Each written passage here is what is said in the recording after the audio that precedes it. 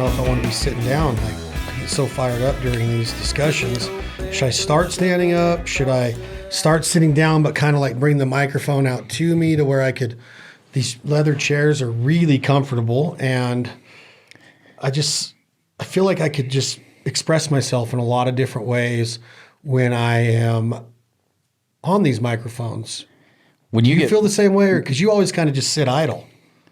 I notice that when you get going and passionate, you want to stand up, you want to be moving around. Maybe like a headset with a microphone is more your. You ever seen Rocky when he gets to the top of the stairs? Oh yeah. You don't sit down.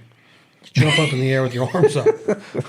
Right? You feel like you just got to the top of those stairs? Yeah, isn't that how you do it? Well, what if you're talking about something sad? You're going to be standing up, all flexing your muscles. We did talk about something sad out. last week. We mentioned Joe Biden. Is that sad or what? Oh my God. Our governor is something else. Steve Sisolak, if you're listening, what are you thinking, duh? God, you're just not that bright, bro. Absolute embarrassment to our state, in my opinion. It truly is. Do you agree? Yeah, I agree 100%. Like an absolute embarrassment as a human being. He's just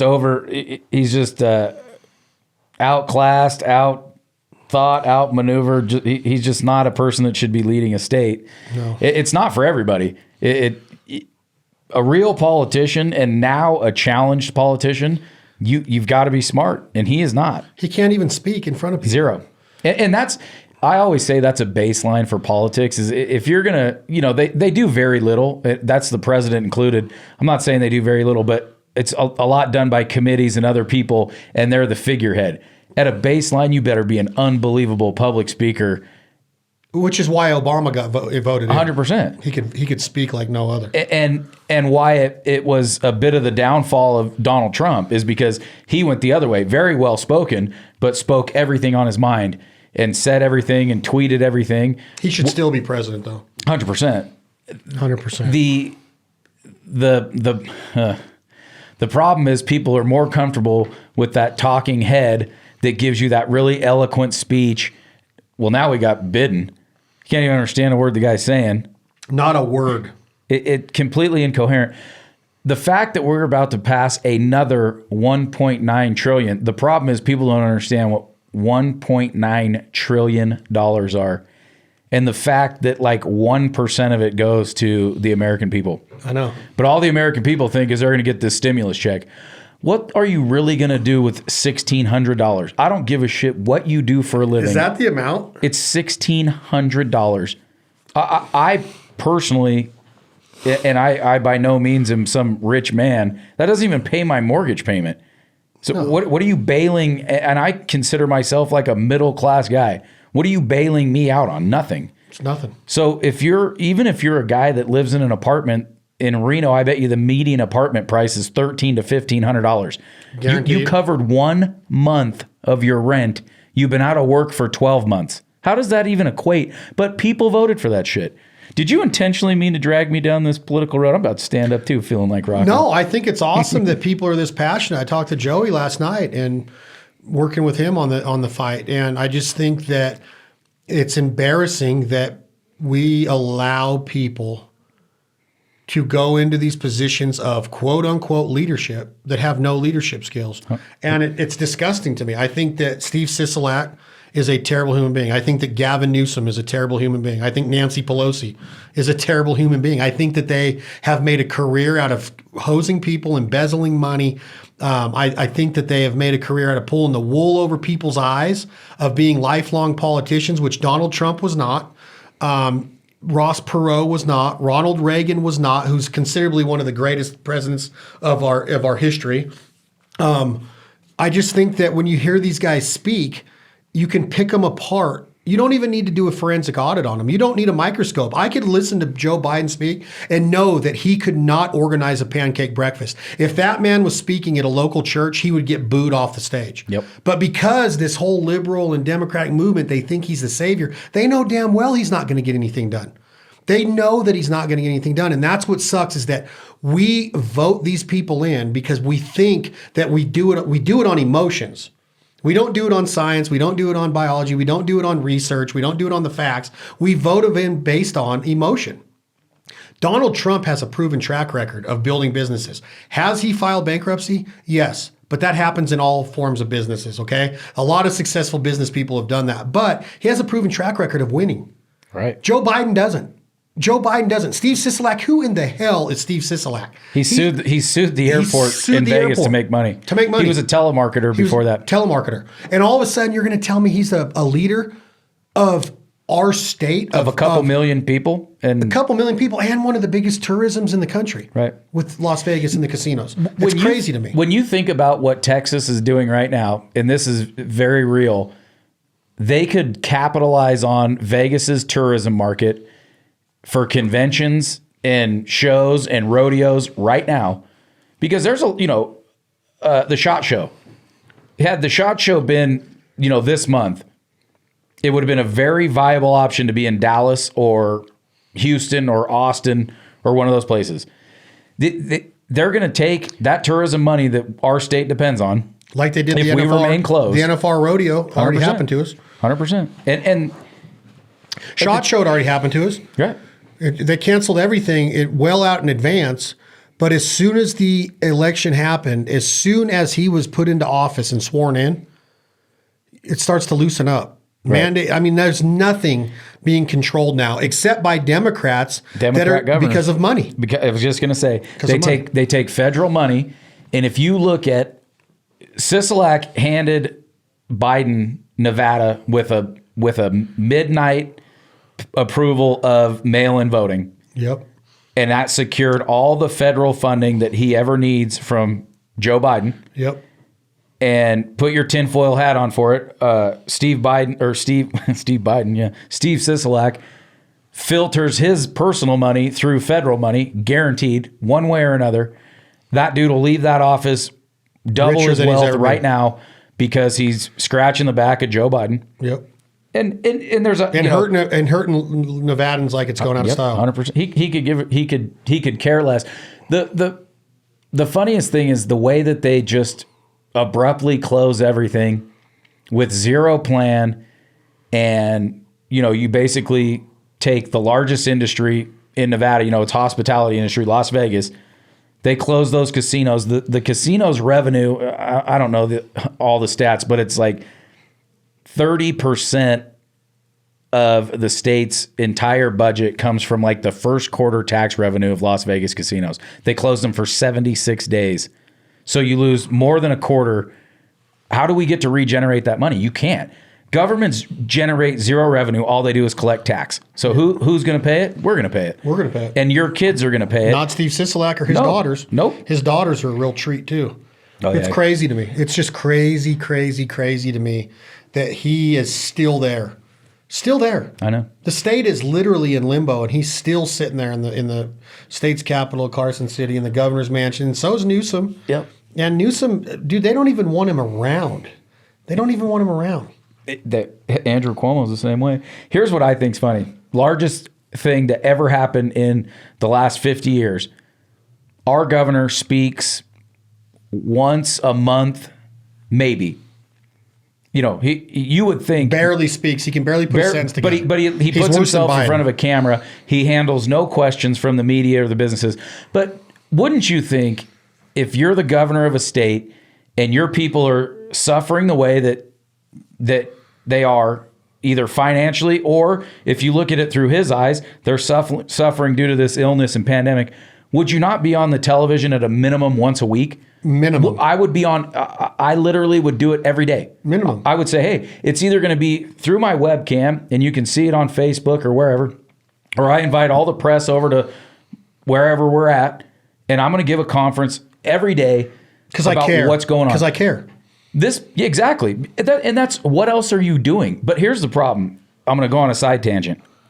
Politics has turned into nonstop fundraising. That's all it is. That's all they do. See, he's not sitting there in his office going over what's the best route for the new McCarran Freeway down in Vegas. He's trying to earn money for the next time that he runs an election. And then every time he feels like coming out and speaking to the public about what's going on, he does a BS press conference, and he usually does them once a month. This last go-around came out and literally 3 months ago would speak once a month. So this is how it's going to be in an ever-changing environment. He's only dealing with it 30 days at a time. What's he doing with the rest of his time? While all the people in Nevada have lost their jobs or reduced income. But you're answering your own question, right? I know. But you're really answering your own question because he can't. Okay. He can't do anything. He's not smart. He is not a smart individual. That guy could not put I've watched him speak in public and you feel sorry for him. Right. He is a mess. He's out of shape. He's grossly obese. He sweats profusely when he talks. He's very, very loose with the English language. He has no command of it. He cannot put sentences together. He is not a good negotiator. And he gets very nervous. His nervosis just comes through. He has zero self-confidence because he's got to look in the mirror and knows that he's a phony. He's a fake. He is a fraud. And that's why he doesn't come out but every 30 days, because he knows that if he did, he would get destroyed. He would get picked apart. Embarrassed. Yeah, he'd get picked apart. So what he does is he does what a coward does. They hide. Yep. They get on keyboard muscle. Oh, I'm the governor, Steve Sisolak. This is what we're going to do. Keyboard muscle. He's just hiding behind that keyboard because when he goes in public, he'll get ridiculed. He has no friends. He has no support. He has the support of people that I guess you would say have had the wool pulled over their eyes and think that they were going to be in a better situation with all of these dreams that they were promised. And it happens all the time. That's all they do. I keep going back to Trump. Trump literally followed through on everything that he said he was going to do in the 2016 campaign. Yep. You go back and listen to him, what he was going to do, he did it. He wasn't a blowhard. So maybe he wasn't the best on Twitter. Maybe he said some things that made some Republicans go, well, I look at it as like, hey, our leader's out there. He's being proactive. He's got our back, and he truly did. I feel that he had our back more than any president since I was old enough to understand. I was very young when Reagan took office, very young. But when Clinton took office is when I really started paying attention. Maybe Bush, but then Clinton and Bush and George W. and the Obamas and all that, I really have followed it. These guys didn't do a whole lot that they said they were going to do. Now, I'm not saying that they were bad people or bad presidents. It just seems to me at this time, Trump followed through on a lot of the things that he said he was going to do.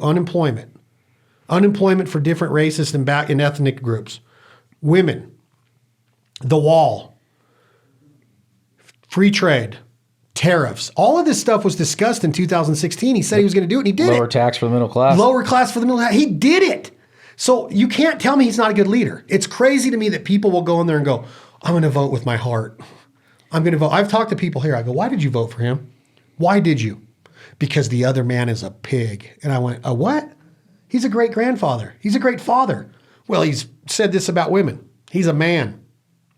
Go into any high school locker room in the country and put a recording device in there and see what's said. Yep. Go to any rodeo. Go to any men's club, Elks Club. Go to a woman's club and listen to how women talk about sex or men or whatever. Mm-hmm. It's crazy to think that somebody could be ridiculed for something they said in private as a private citizen. Right. Now he's going to lead. He's still a good leader. He's never been in trouble. He's never done a drug. He doesn't drink alcohol. What's the problem? So anyway, like the answer to your question is he's a coward. Steve Sisolak is a coward, and he's ruining the state of Nevada. Just like Newsom's ruining California, they are cowards. Yep. Cowards, and they will never go to bed at night with a clear head. Nope. But they don't have a conscience for things like that. That's why they steal I don't even know if you call it stealing, but they defraud the American public for money. And literally the only solution that I can think, and a guy like Sisolak has it, but up in Congress and the House and all that, we have to have term limits. And until those term limits get in place, it's going to be the same shit show over and over and over, because you can't unseat those people. The Chuck Schumers and Nancy Pelosi's and people like that, they have their constituents completely blindfolded or the wool pulled over their eyes, like you said. Every term they come out with the same bullshit lies that they told them the time before. How they buy into it is beyond me. I have no idea. Sisolak arguably probably got his seat through the culinary union down in Vegas, right? That's the hardest fought thing for any politician, because there's 35 or 40,000 workers. He literally put those people out of jobs for 76 days. Most of them probably have not gone back to work a year later, because restaurants and casinos are at 35% capacity right now. 1 year later, 35%. You don't need all those chefs and sous chefs and dishwasher. You're running as lean and mean as you possibly can to try and keep your business open. No. And those are the people that voted for, they endorsed him and voted for him and got him pushed through. Yeah. And he screwed their eyes out. So what does he do for anybody else in the world? He's not going to do anything. He's a coward. He knows he's got, dude, you could watch his first commercials when he got elected, sitting at the table with his daughters. And I looked at him and I went, you are literally out of your mind, unintelligent. Yeah. The way that his daughters spoke, the way they looked at the camera, the way that they were scripted out to try to be these people that they weren't. I looked at him, I'm like, people are going to fall for this. It was sad. Yeah. It's freaking sad that people in our country would get the wool. You watch Joe Biden speak now? Like, it's sad that I have no confidence in our country with him leading it. And that's the difference. At least the Democrat could have confidence that we were making money. The stock market was good. Free trade was good. Unemployment was low. We had jobs. Things are coming back. Trump's a worker. You can't take that away from that man that he's a worker. No. Joe Biden is a basement dweller. Yep. He's a hider. He's a coward, just like Sisolak. I don't support any of them. I'm not going to sit here and say that get on a big old platform and try to talk smack and tear down the Biden name, because there's a lot of stuff you could talk about with his kids and Hunter and all the stuff that they've been through. I'm just going off of what he has proven since he has taken oath. He's been an embarrassment already in 45 days. Yep. An embarrassment. His speaking, everything that he does is an embarrassment. You know, he ran on a $2,000, just this very simple one, ran on a $2,000 stimulus check. You're gonna get $1,600. Yeah. So that is defrauding the American people. If you're gonna stand up there and lie to everyone and say you're gonna do something, but part of the problem with politics is zero accountability anymore. Zero accountability, but he also won because of a lot of other things, including this virus and pandemic, including mail-in balloting and voting. Yep. Illegal stuff took place. 100%. If people don't want to admit it, that's fine. They can believe all they want that we went to bed at night with him leading that Pennsylvania race and that Michigan race and that Wisconsin race, and then we wake up and he's way behind. Yeah. No, not after what Biden went up to Pennsylvania and said that he said with bracking and all that stuff. There's no way that we went to bed with that comfortable of a lead and woke up behind. There's no way Georgia voted Democrat. There's no way. No. So if people want to sit here and go, oh, you're wrong, 90 million people really voted for Joe Biden. No, they didn't. Oh, well, they did it because Trump pissed off a lot of people. Maybe he did, but no, he didn't. No, he didn't. Because you can't tell me that illegal stuff was not going on with these vote counts. There's no freaking way that 90 million people voted for Joe Biden. Nope. There's no way that many people even went out and voted. 160 million, because they said 70 million voted for Trump. Right. That's 160 million people. Yeah. What's gives? Maybe it's 80 and 70. Maybe it's 150 million. But you're telling me half the country voted? No. And what I look at is, take Trump out of the equation. Barack Obama was one of the most popular presidents ever in the country for whatever reason. Falsely. People loved him, but people loved him. You're telling me Joe Biden got 11? It was at one point. Now that it's all through, it's even higher. But he was 11 million votes more than Barack Obama. Not happening. It's impossible. With not doing any campaigning. Zero campaigning. No rallies.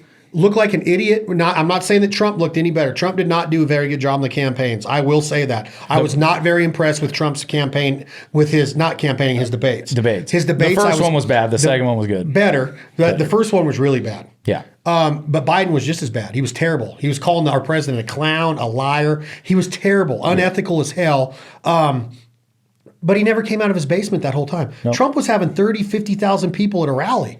He had 13 just down here in Gardnerville. I know. At an airport strip, at a private hangar that the owner got in trouble for holding it from Steve Shittelack, whatever his name is. So you can't tell me that this man, Joe Biden, and these guys, his followers, his sheep, are good leaders. That's all I want is a good leader. You don't want to go to work for a company that doesn't have a good leader in a CEO. Nope. I've been there with CEOs that think they're CEOs and don't have a CEO mentality.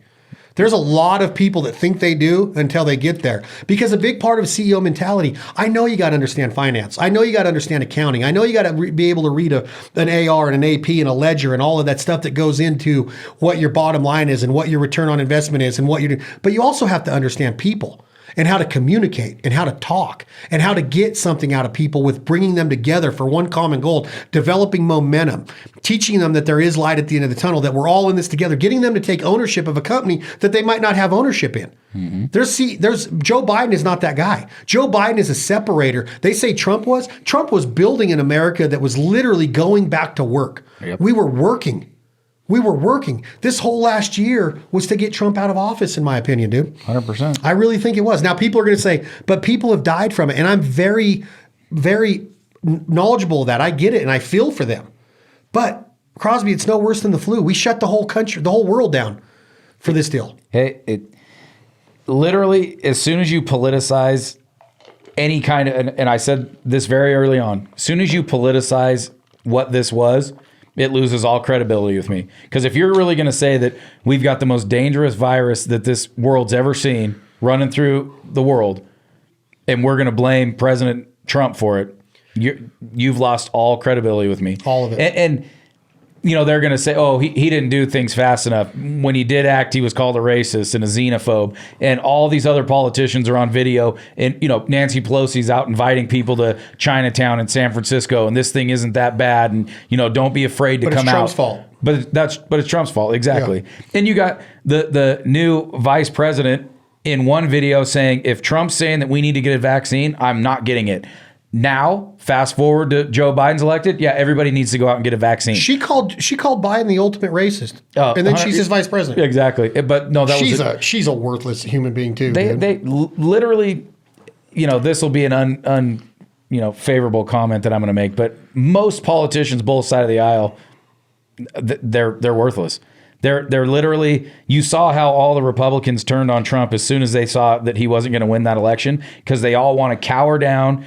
They want to try and keep their jobs. And in their mind, they're going to say, well, you got to work together with them to get my stuff passed. It's BS. No. They only work with each other to line their pockets, and they're working towards their next election, and that's it. What are we breaking down right now? We haven't even started yet. Are we recording? I thought we were going to talk about Coming to America 2 again. I watched the trailer for it. I heard it sucks bad. Clay says that he's heard from many people that they literally can't finish it. I had a hard time watching the whole trailer, and I really feel like trailers. We are going to break this down today. Here's what we're going to break down today. You told me on a text today that it was my call. Yeah. I've been calling them all. We got off on this tangent. I'm just going to say this as we end this little welcome to Breaking It Down. This Life Ain't For Everybody podcast. Chad Belding, Alex Crosby, we're bringing it to you. We got off on a little tangent there. We're just upset. Our governor is not a good person. He's not a good human being, and we're not afraid to say that. They say that if you need something, if you want to make a change, you got to get out and work for it. We're doing that. We have some good leadership going on in the state, and we're supporting that through financial means, sweat equity, elbow grease.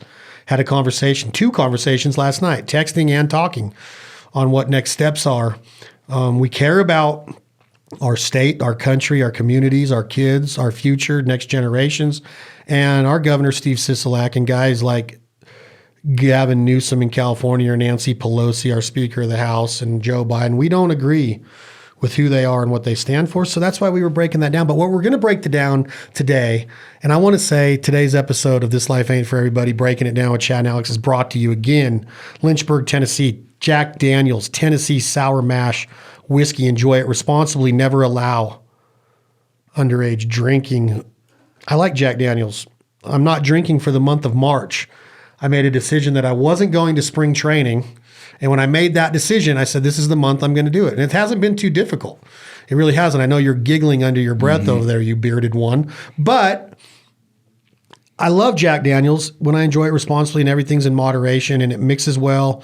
It's on the rocks well. It's neat well. All of their different selections, Crosby, from the 7, the Gentleman, the Barrel Select. You can do a barrel program.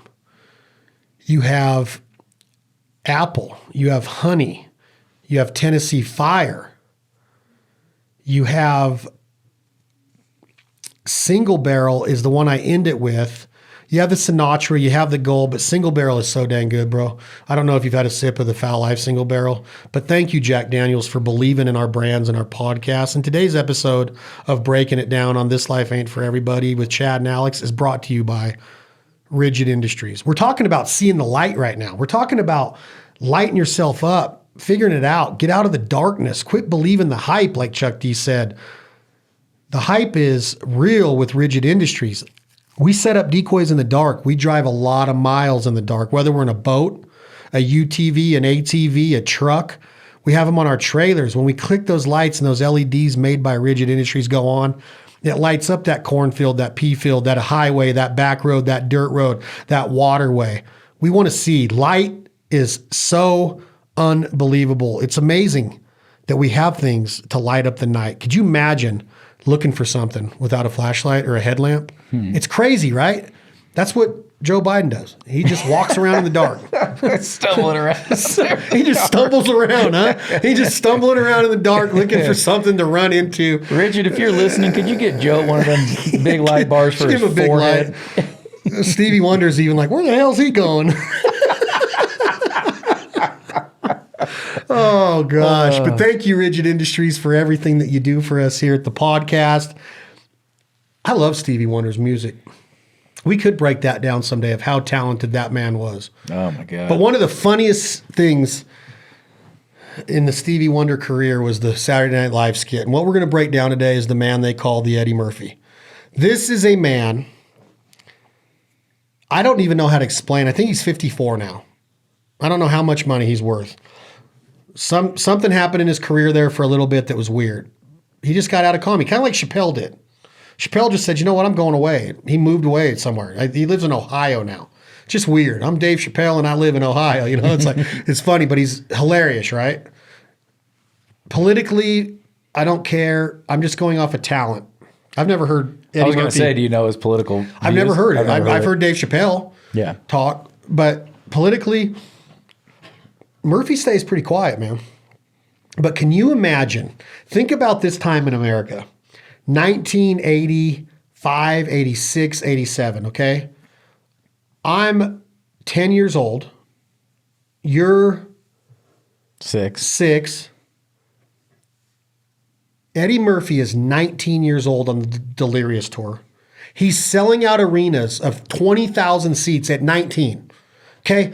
Most of the comedians that you see go hot like this in life, Chappelle was doing big rooms, but not stadiums at 19. Probably not anything. He had the Chappelle show. I don't know where he was. I don't know. I'm not going to speak about that. But like Bill Burr's in his mid-50s, and he's, for the last 5, 6, maybe 10 years since he was 45, he's selling out big rooms. Joe Rogan's in his mid-50s, same thing. Probably 10 years. Would you say a decade that he's doing theaters? Mm-hmm. Eddie Murphy's selling out Lawler Event Center, 15,000 seats.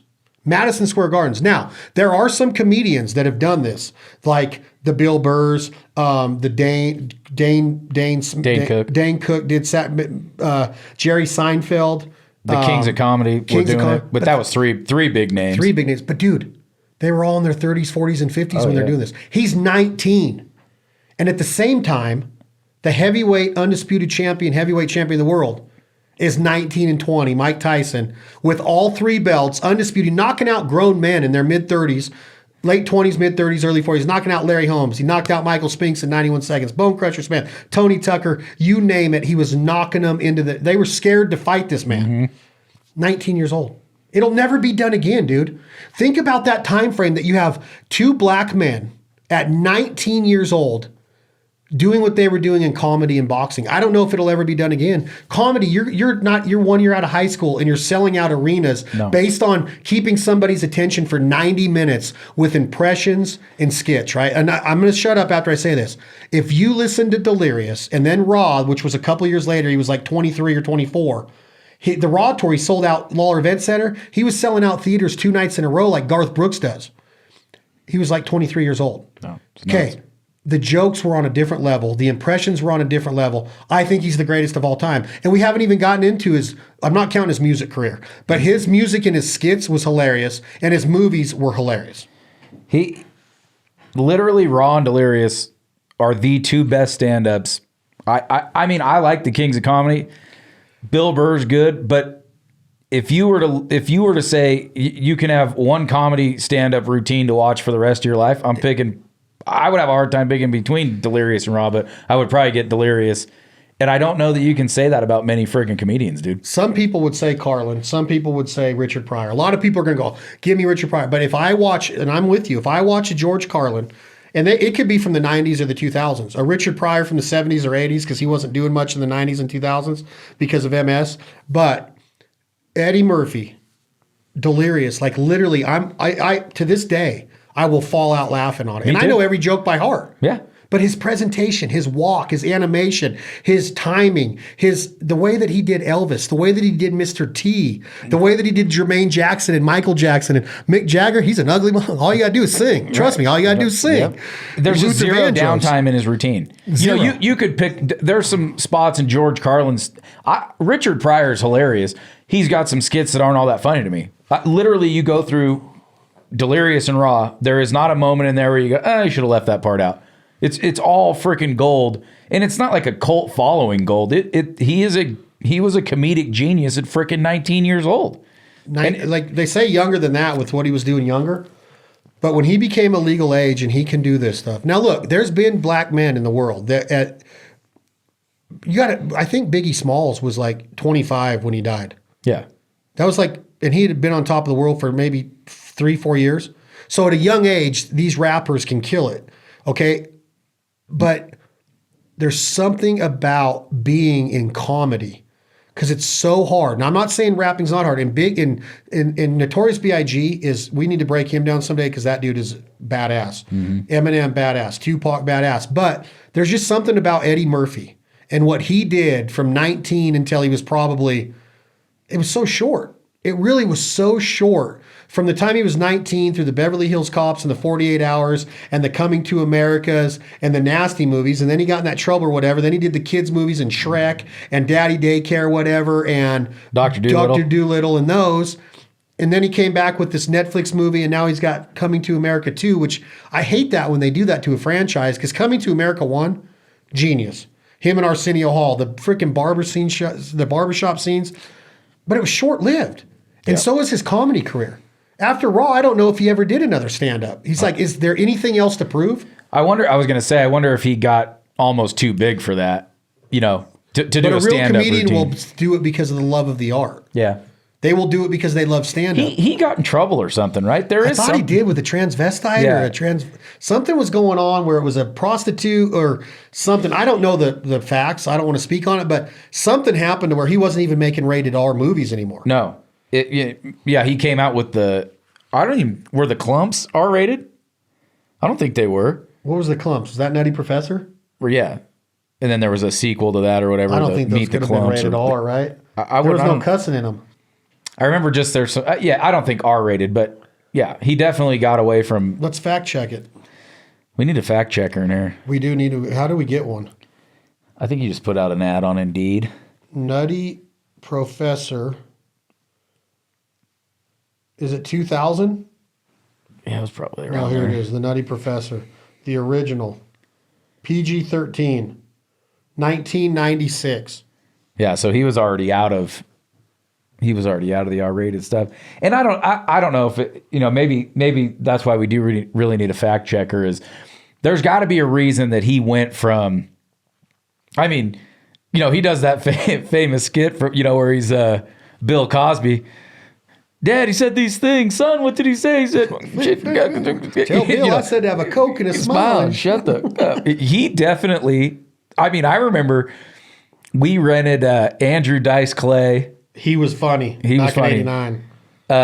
Andrew Dice Clay and Delirious I rented. And I remember we waited till my grandma went to bed so that we could watch him because my parents definitely wouldn't have let us watch him. And, my grandma came out during part of Eddie's stand-up and she let us finish watching it, but you could tell she was upset because he used to cuss a lot and there was no topic off limits for him. It was definitely R-rated and more. And then, you get the Daddy Daycares and Nutty Professors and I Spy and all those other movies that are very PG. And like you said, hopefully he was holding that love for the art of comedy and maybe he just wanted to make some good money off of those kind of movies and that's where he saw some profitability, but he was always kind of sticking to his roots of that more crass comedy. But the Coming to America 2 trailer didn't look like the Coming to America 1 trailer. It's a trailer. I haven't watched the movie yet, but definitely, I didn't get that vibe. It definitely seemed much more like a family movie, than. What's it rated? I don't even know. Fact checker. Yeah, but why did they make it? Why did they make it? Coming to America, like they told the story. How could they come to America again as the same? Did you watch the trailer? Some of it. Yeah. I'm scared to watch it, dude. I don't think I'm going to watch it.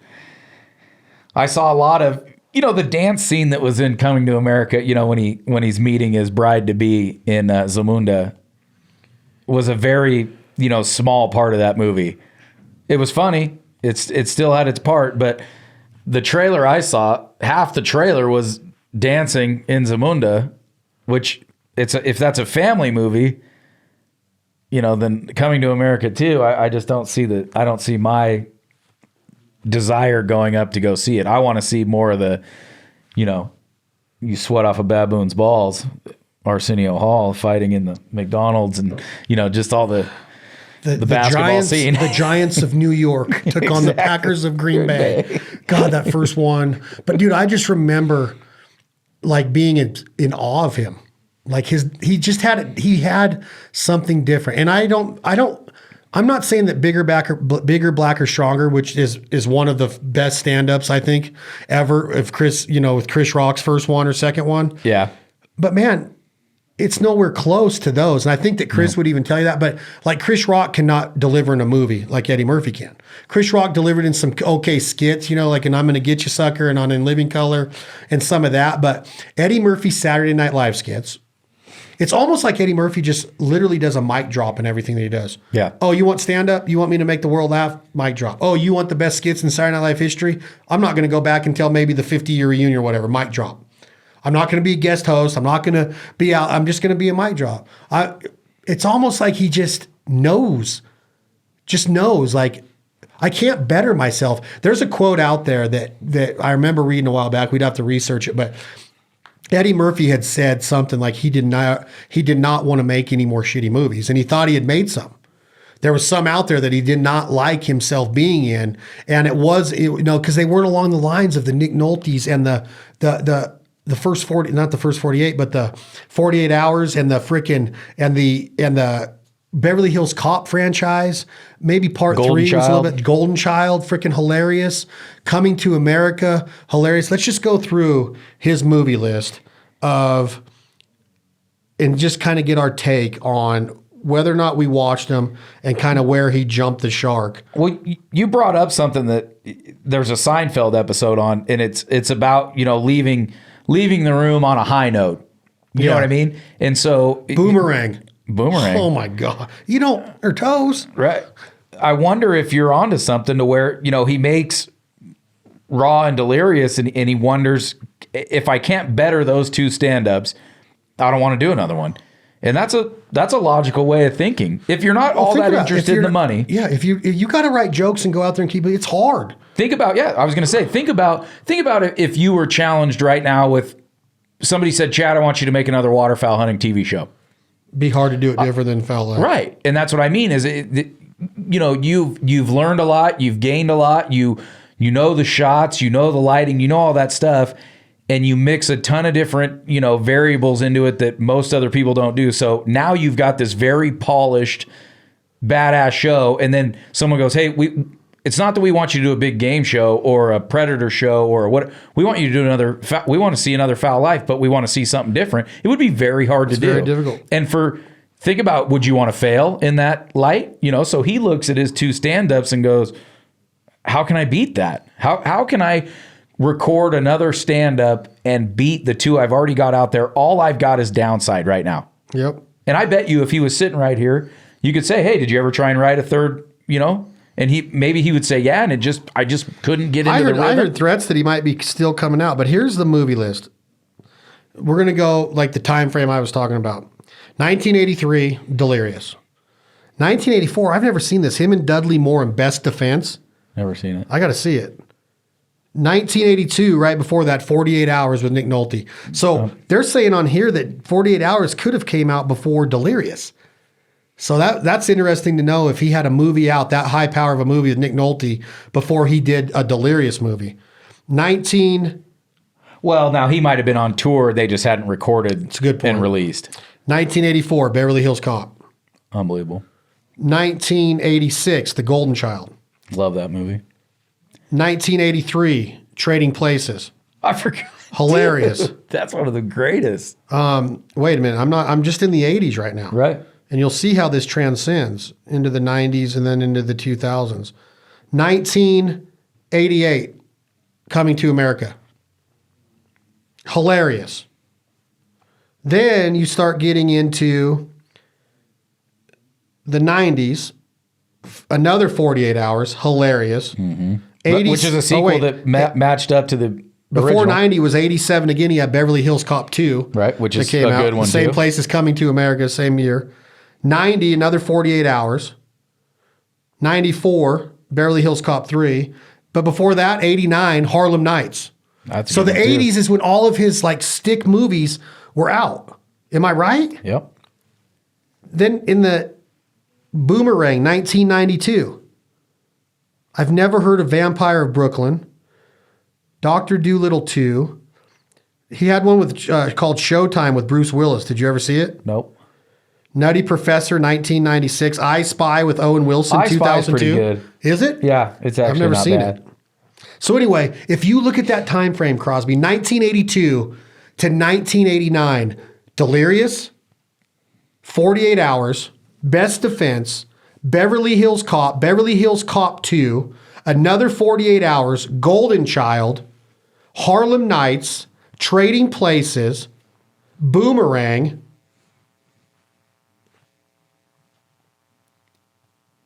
and Coming to America. In 7 years, 1982 to 1990, so 8 years. Here's one that was funny in 1999, right before the 2000s came out. Life with Martin Lawrence. Oh, that's a great movie. That's a pretty funny movie. And he's a voice in Shrek, and he's good too. Which is a different deal. He's the but is he the donkey? What is he in Shrek? yeah, I think he's the donkey. Yeah. So I don't know. Like you breaking down Eddie Murphy. Do you consider him the greatest of all time stand-up comic and comedic actor? Now, comedic actors, you got to be careful I was because gonna say, that's a now you're tough- messing with another genius stand-up and Steve Martin, an actor. Yeah. Chevy Chase was not really stand-up, but he's a hell of a skit actor and a movie actor. Bill Murray, hilarious. Is there any art?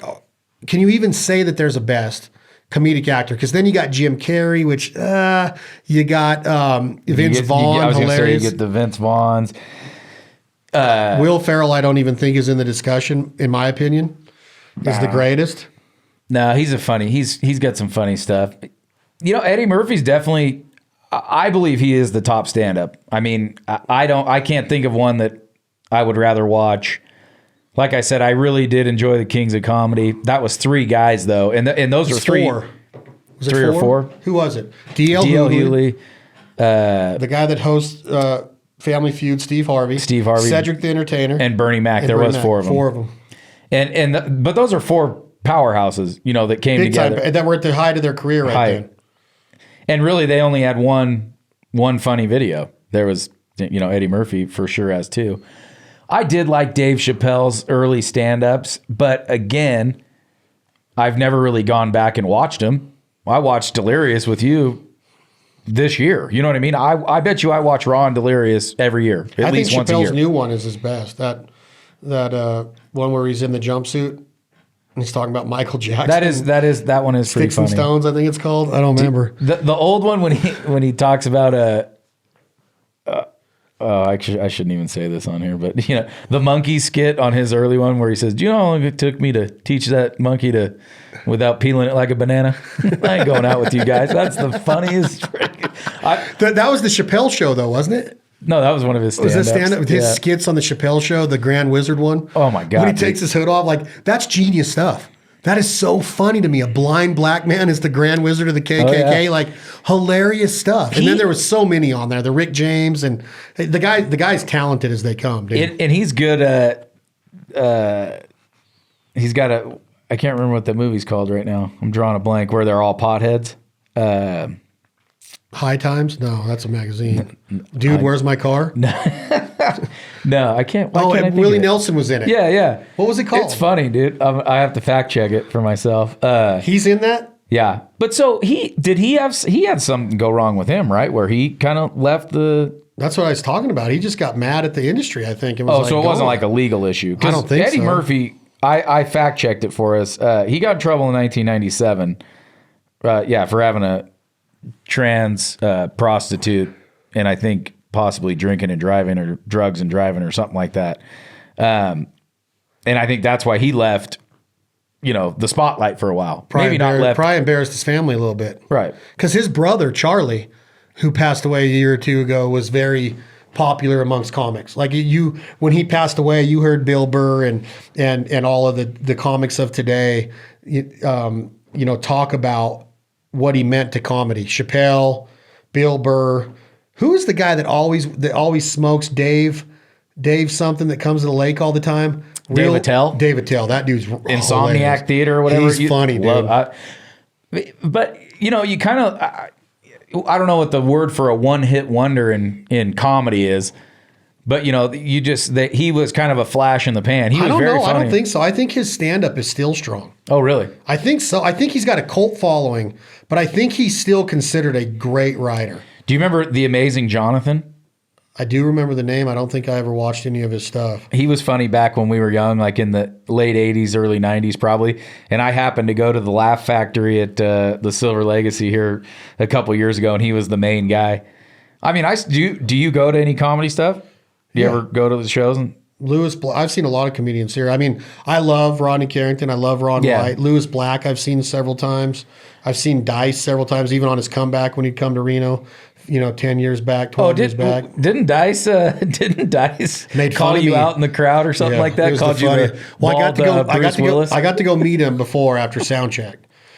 And I walk in and I'm like, that's Dice. He had these big, thick glasses on with the clear lenses and the hair. And those glasses I'm talking about, the big, thick frame. Yeah, big Mafia. Yeah, he had sweatpants on and Converse Chucks on and a black shirt, hoodie. He always came out in the leather, but we talked and said hello and everything. Well, I was there with some friends, and of course, my friend that worked, that was the director of entertainment there, told him about me, and I'm in the front row, center stage, watching him, and how embarrassed. We talked about going bald, but I went that night with no hat. I'm like, I'm going to try it, and this is probably one of the reasons why I don't do it anymore.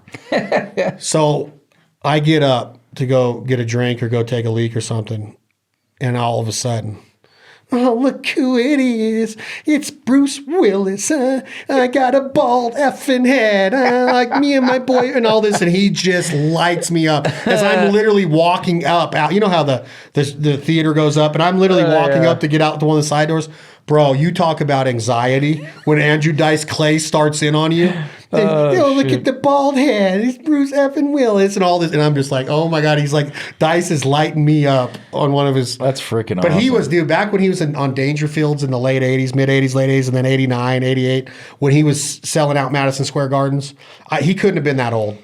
And he had something special, man. He was raunchy, but he had that Brooklyn, that Italian, he had that boxer's mentality, the Rocky Balboa, pure blue chip, blue collar America. I'm going to give it to him. And, the stuff like, would you like to buy the lady a rose? Yeah. And I'm, oh, dude, is this the front of the line? No, it's the back, and we're all standing backwards. Oh!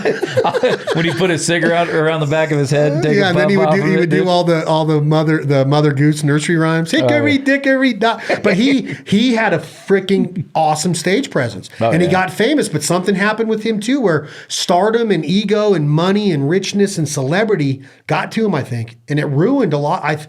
They say that with stand-up comedy, a lot of it's so personal and inner. Like there's a pretty good suicide rate in stand-up comedy because you got to get so personal. And I guess it's a really, really dark profession. Like you're out there and you're making them laugh, but then you go back to your hotel room and then you're just right back to the darkness. Well, and I think a lot of them pick at themselves.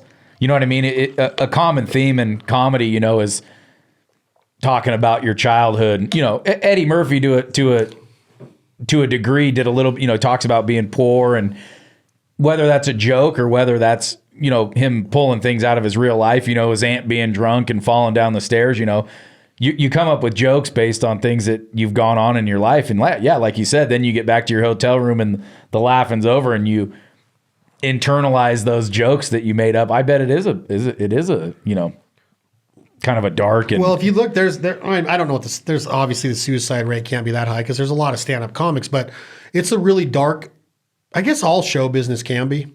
Sure. You watch these documentaries on pro wrestlers like Jake the Snake Roberts and Terry Funk. There's some documentaries out there that you can watch, like when they would leave that 50,000 fans in a room, sold out WrestleMania, and they'd go back. They were just some normal dude that Vince McMahon had him on this hierarchy, but they were just some dude that like could not live in the downtime. Right. So to get that downtime to pass, they lean on things, extracurricular stuff, alcohol, drugs, whatever. I mean, there's a lot of stories about the Iron Sheik and Hulk Hogan and the Ultimate Warrior and Ravishing Rick Rude and Jake the Snake Roberts and Randy Macho Man. If you go and read up on a lot of these guys, they had to have something. One, they were in pain all the time, right? Because that shit would take it out of you. But there's a big documentary coming out on one of the cable networks pretty soon. I heard that's going to document like 12 of the top stars in WWE history. You know who's not on it? Hulk Hogan. Why? I think because of what happened with that last deal with Bubba the Love Sponge and the sex tape that came out. Oh, really? And then there was some tape of Hulk Hogan using the really racist term that you don't use in anywhere. You should never say that word. Something was said that he said it, and he got they dismembered him from the WWE. Vince McMahon literally said he's no longer associated with World Wrestling Entertainment. Wow. Which was prior called WWF. But Hulk Hogan built that organization, dude. Not that Vince McMahon's not a genius. He got a lot out of those guys. Oh, my God. But he also built them into some very wealthy people, like what The Rock's become and Stone Cold and John Cena and Hulk Hogan's career. I mean, that wrestling catapulted them into huge Brock celebrities. Lesnar. Yeah, Brock Lesnar, stardom, right? Oh, yeah. We just watched... remember when Hulk Hogan was with NWO and there was a New World Order.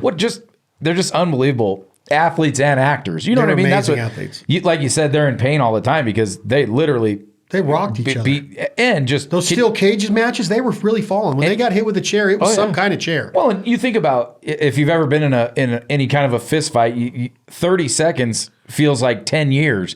Those guys are fighting. Some of those cage matches were 18 minutes long. Think about fighting someone for 18 minutes, whether you're punching them and hurting them or tired. Not. You're making all those motions. You're getting slammed on the ground. You're running around. You're doing all that stuff. And they're all big dudes. Tons of stunts. Oh, tons of stunts. Unbelievable. Like that's something we should break down. That Nick Foley guy. Oh, dude, he used to screw himself up so bad. So bad. Like God. that dude probably can't even walk anymore. But he's in that documentary I'm telling you about with Terry Funk, Nick Foley, Jake the Snake. It shows Nick Foley or somebody Nick Foley getting ready for a match against The Rock, and it goes behind the scenes and shows Dwayne Johnson and Nick Foley going through their match for that night. And he's like, "Oh yeah, I'm going to run up to this first level of the crowd, and I'm going to jump off here, and I'm going to dive on you, and I'm going to miss, and I'm going to slam on the concrete." These guys were really doing this shit. They were going all out to perform for these audiences that knew it wasn't a real fight, but they were really getting hurt. So that's another episode or two to break down that's WWE. A breakdown for sure, and then it talks about all the minor league wrestling matches that are trying to get Vince McMahon's attention to bring him up to the big leagues. My a kid I went to high school with got really into that backyard wrestling deal, and his little 3 minutes of fame was he tried to jump off the top turnbuckle in a backyard wrestling event and compound fractured his ankle. Dude, it's on YouTube, and you see like his. I can't even watch it. It's one of the grossest things I've ever seen. But like you said, they were all trying to get his attention and try and be in the. Well, it looked like Kurt Angle was an Olympic wrestler. Brock Lesnar was a big time wrestler too, right? And they University of Minnesota. Kurt Angle was an Olympic gold medalist, right? They transitioned into WWE, WWF, whatever, and then like Angle, Brock went on to even UFC. Talked about fighting in the UFC and never did. He might have had one MMA match, but Brock did, and he became the champion. Yeah, he beat Frank Mir. Yep. Then he beat Shane Lesnar, who was a stud. And remember, Bill Goldberg was a linebacker or something player. Yep, and he got in. I mean, his brother's the one that was the big announcer for UFC forever. Now he's with Bellator. Yeah. Mike Goldberg. It was him and Rogan for all those years. But now that we're talking about wrestling, are we going to wrestle the truth out of the best Eddie Murphy movie of all time? Or is he for the best sure of all is the time? best stand-up comedian. Dude, I would like to say yes. Please go back and watch Delirious and Raw and listen to the Elvis impersonation. We got to win this race. Hey, Elvis, you want some lemonade? Lemonade. That cool, refreshing drink. And then, hey, boy, you look mighty fine in them there jeans. Why don't you come over here? Like that whole deal. And then he takes Mr. T into Raw. Heard you been telling some jokes about me, boy. No, that was Michael Jackson. Yeah, he goes, I just thought I used the Jedi mind trick. That was all in Delirious. Yeah. I didn't think he could be that much of an intelligent being or an intelligent fella. He goes, I thought I just used the Jedi mind trick on him. I heard you been telling some jokes about me, boy. No, you didn't. Maybe I didn't. I'm going to go beat up the fool that told me them lies. A goody goo goo, guys. But then in Raw, Michael Jackson finds out he was making fun of him, and Eddie Murphy's like, so you might. Woo, woo, woo. Dude, I'm just saying those impersonations. Then he does Jeremiah. And when he goes, Tito, give me some tissue. And he sings that song, he sounds just like Michael Jackson. He sounds like Luther Vandross. He does. You got what I need. He goes, he was a big Kentucky Fried Chicken. He just was freaking hilarious. What about, was it, James Brown? Oh my God. James didn't know what he was saying. He just makes something up if he ran out of words. Ha! Put that right there. The band didn't know what James was saying. They just follow along. What'd he say? Man, I don't know. Yeah. Yeah. Feeling good? Yeah. No, hey, I probably watch each of them once a year for sure. And still this many years later. How many years ago is that? 1983. Golden Child was on Netflix a few months ago. I watched it start to finish. 1983 to 93 is 10 to 2003 is 20 to 13 is 30. That thing is literally almost 40 years old, Delirious. And we still watch it today. And relevant. Aunt Bunny falling down the stairs at the bar. That ain't no fire. No, that's a fire. What have you done for me lately? I want half, Eddie. I want half. They're Bigfoots, aren't they, Gus? 3 months ago, you was butt naked riding on a zebra with a bone in your nose. Everything Eddie Murphy did was like, you can't say everything because he says himself he made some bad stuff, but his stand-up was impeccable. It was on time. The delivery, just the way that he owned the audience. I remember I was almost old enough to go see him at Lawler Event Center. He came here. Yeah. And I wasn't old enough to go with my dad. Something just hit my head. Is there another actor that can play 5 or 6 different parts in the same scene? Like he did. Like Eddie Murphy does in the barbershop and even in the the Professor or whatever the hell it's called. And I know he's going to do it again in Coming to America too, but I don't know. Has anyone else ever tried it? You never met no Dr. King. He whipped Joe Lewis's ass. I should get my brother in here. Let me see if Clay's here. He's here. Let's see. Hey, Clay, come here real quick. No. We're breaking down Eddie Murphy on this episode of Breaking It Down. Can you go over on Alex's mic real quick, and we're going to do a little bit of the barber. We want to hear you do a little bit of the barbershop scene. Because, this could sell some of this Amazon deal for part 2 of Coming to America. Will you go do a little bit of it without cussing? Without cussing. Without cussing. F you. Oh, Mike Tyson, that bulldog looking. Do you know the whole thing by heart? Okay, do 2 of the skits. Do the boxing and do maybe Martin Luther King. I don't know what I got. You don't remember him? Think about Here, let me get the script and I'll start you. Rocky Marciano. Hold on, let me get the script real quick. Coming to America. Barbershop scene script. I don't want the video. I just want the script to see if they can give me the words. Yeah, that boy good. Yeah, good. Ooh, that's a good one. Dude, you can go on and they have the entire script. Dude, really? Google is amazing. Let's do the when they're at this place I'm going tonight, Black Awareness Rally.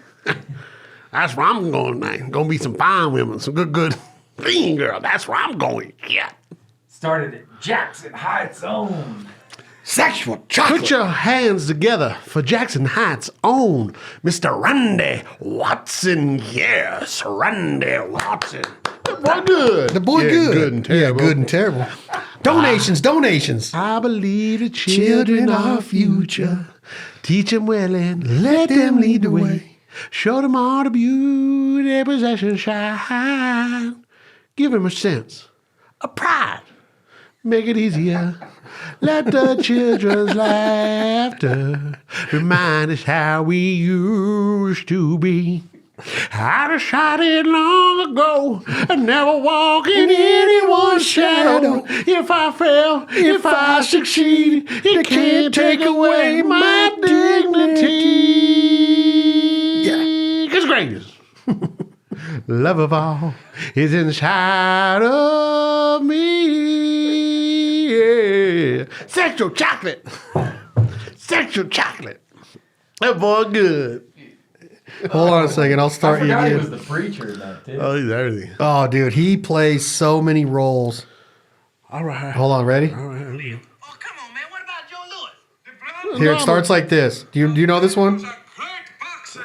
Damn right.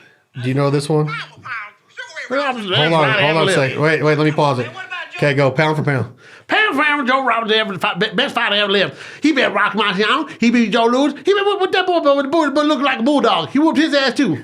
What about Rocky Marciano? Oh, there they go. There they go. Every time I start talking about Rocky Marciano, one man got to pull Rocky Marciano out the ass. That's day one. That's day one. Rocky Marciano. Rocky Marciano. Let me tell you something once for all. Rocky Marciano's good, but compared to Joe Louis, Rocky Marciano ain't shit. He beat Joe Louis's ass. Yes, he should. He was 75 years old when he fought. I don't know how old he was, but he got his ass whooped. Man, Frank Sinatra came down here and sat down here and said, I said, Frank, you know Joe. How old's Joe Louis? Man, he's 175 years old. 175 years old. Man, you ain't never meet no Frank Sinatra. What was the one when he comes around the corner? Dr. Martin Luther King. You ain't never met no Dr. Martin Luther King. Yeah, I was walking down the street, walking down the street, minding my own business. Man come up, hit me in my chest. I look up, it's Dr. King. I said, ooh, I thought you was somebody else. There it is, breaking down Eddie Murphy, the best. I think he's the best stand-up of all time, and his movies. I know, I heard it, but I'm afraid for him to do that. What if he gets booed off the stage? Like this movie, Dolomite was a good movie, I thought, on Netflix. Really good. Dolomite. Yeah, So- I enjoyed Dolomite. I'm a huge fan, always was. But that time frame, let's go back to how we started this after we got off our political rant. That time frame of Eddie Murphy and Mike Tyson, that 85, 86, 87, 88, 89. And then it was starting, he had that movie career that would go into like the 95, 96, 97. But those times, all the way up to 89 is when Coming to America and Boomerang were coming out. Robin Givens was married to Mike Tyson. She was in Boomerang. Eddie Murphy was going to Mike Tyson's fights. What a freaking time to be on top of the world, dude. To just be that funny. The guy was selling out arenas and he wasn't old enough to go into a bar. I know that happens. I know that athletes are making the major leagues and being football, maybe not football, but there's some 19-year-olds like Ken Griffey Jr. was 19 or 20 that was selling out in Seattle, selling out their arenas in Seattle, but not being able to go into a bar. But Eddie Murphy was on his own. He had Keenan Ivory Wayans from In Living Color, the Wayans brothers, hilarious. They were pioneers. He was one of the writers on Eddie Murphy, Delirious and Raw. If you look at it, I believe he's on both. I know he's on one of them. He had a team of writers, don't get me wrong. Yeah. But dude, his delivery in those leather suits, I mean, come on. The leather suits are what makes it. I don't ever recall, did he make it out of those young years with his money? Oh, let's see. I mean, I think he's worth some money. I think he is too. I think he kept his money. My mind was just kind of wandering towards, can you imagine being 19 years old? The fame is one thing. He's worth $200 million. Yeah. So he would think he kept his money. But think about being 19 years old and having millions of dollars. Think about when you were 19 Mike years old. Tyson was worth $300 million or something by the time he was 23. And he was making 30, 50 and he million lost a it all. fight. Lost it all. Don King is buying Bentleys and buying mansions and buying Tigers every week, and his management gone. Right. Gone. And that's what Sad. It That is career, sad. I've said this to Joey Gilbert. I don't care what you think about Mike Tyson. If you're 19 and you're making that kind of money, you can't control it by yourself. You got to have a team. His team didn't do him very well. No. It's a sad deal. His career is sad. Now, I'm not going into the political part about the rape conviction and the jail time and the prison sentence and all that. Whatever people think, if that really happened, if it didn't, who knows? But That is sad to be that talented and to sell that many pay-per-views and that many seats and to have the whole world watching boxing like Muhammad Ali did and have all your money gone. He's worth like $1 million now. Nothing. Hey, he and I equate a lot of things to this, but he's like I said it before. Donald Trump was the Mark McGuire, Sammy Sosa, Barry Bonds, of politics. Mike Tyson was that to boxing because boxing was losing its momentum, and Mike Tyson held it up for the longest time. I think he did. I think that heavyweights still after him had a hard time. I mean, I know that there was Riddick Bowe and I know there was Lennox Lewis, but dude, zero charisma in those guys. Yeah, even when they got announced at that last big fight between Wilder and Fury, they brought out Tyson, Holyfield, and Lewis. The place went nuts for Tyson. Yep. He's remembered, even though he's bit Holyfield's ear off, even though he fought, he had those weird fights against people. Like, he was just over it. He was just trying to make a buck. But if you go back to the Bulldog Mike Tyson in 85, 86, 87, 88, 89, he's unbeatable. He knocks out Muhammad Ali in 5 rounds. He would take George Foreman. I'd take him against anybody at that time. Yep. He was he was so quick and so unorthodox. And Kevin Rooney, his trainer, do you remember all the shit that he would do? How he'd come bouncing across like this? Oh yeah. Like when he fight the bald bull on Mike Tyson's Punch Out. You come around like this, and then the way that he would just liver shot or rib shot, and then as soon as they bear down, that right uppercut would come in and knock him into next week. No, he's one of a kind. Now, look, De La Hoya and Pernell Whitaker and Roy Jones Jr. and Mayweather, James Toney and Floyd Mayweather Jr. and Pacquiao and all of these guys. Boxing is awesome. I love it. MMA completely has taken it over. Even though boxers get paid a lot more money when there's a big fight, there's just no star. There's no star power behind it anymore. No. MMA and Dana White have done a great job of taking that over. But at that time, Eddie Murphy, Mike Tyson. We will break down Mike Tyson on an upcoming episode of Breaking It Down right here at This Life Ain't For Everybody podcast. I enjoyed that. We started off. We had a little bit going on, a little bit of banter back and forth because we don't like you, Steve Sisolak. Don't like you, my man. I don't think you're a good leader. I think you're terrible, terrible, terrible at what you do, and you should be ashamed for becoming governor of the state of Nevada. Newsom, same thing. Biden, I'm not a fan. I'm just so I'm irritated because I believe in free enterprise and entrepreneurial spirit of America. I believe in family. I believe in truth. I believe in honesty. Our Second Amendment. Second Amendment, our guns. Big threat of Joe Biden is taking our guns. I'm going to make the NRA, put them out of business. Come on, man. Beto O'Rourke's going to come knock on your door and get your AR-14. Yeah, come on. Yeah. You know what I mean? Come on. So, you know what?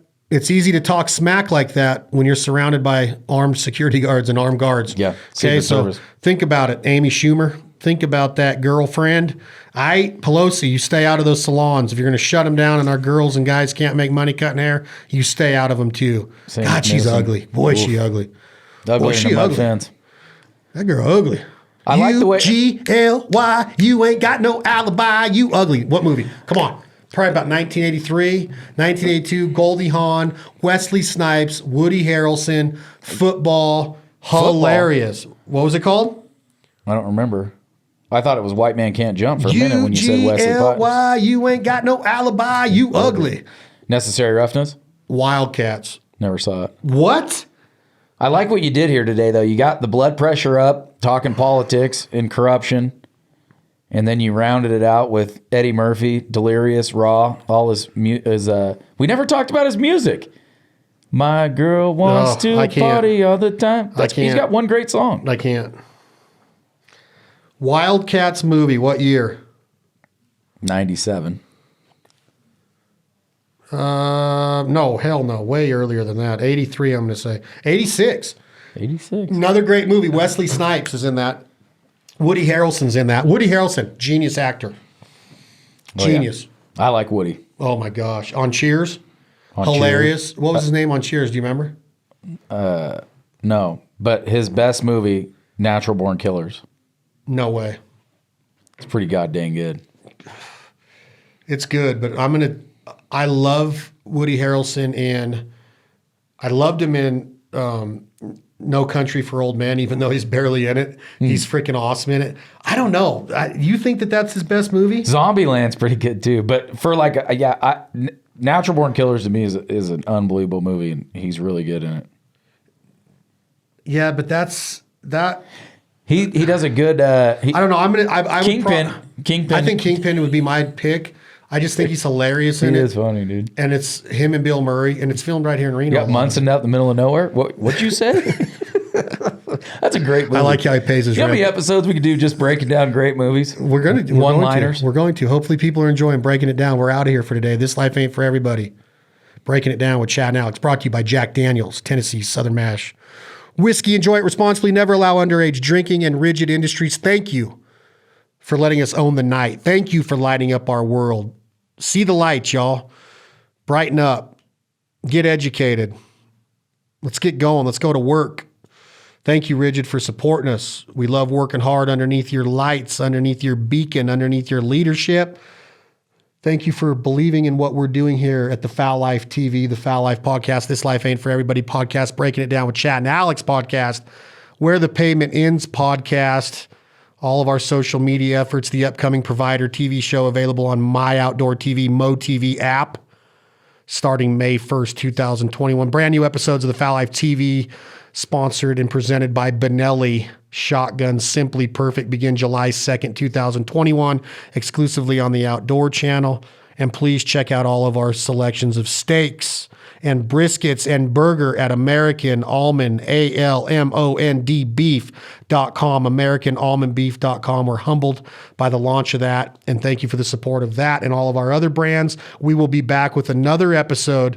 Today we're talking Eddie Murphy, one of the greatest of all time. Let's go out with a Zach Brown song. This is The Greatest. Thank y'all for listening to this episode of This Life Ain't For Everybody, Breaking It Down with Chad and Alex. I drink champagne with kings and queens. The politicians praise my name, but those are someone else's dreams. The pitfalls of the man.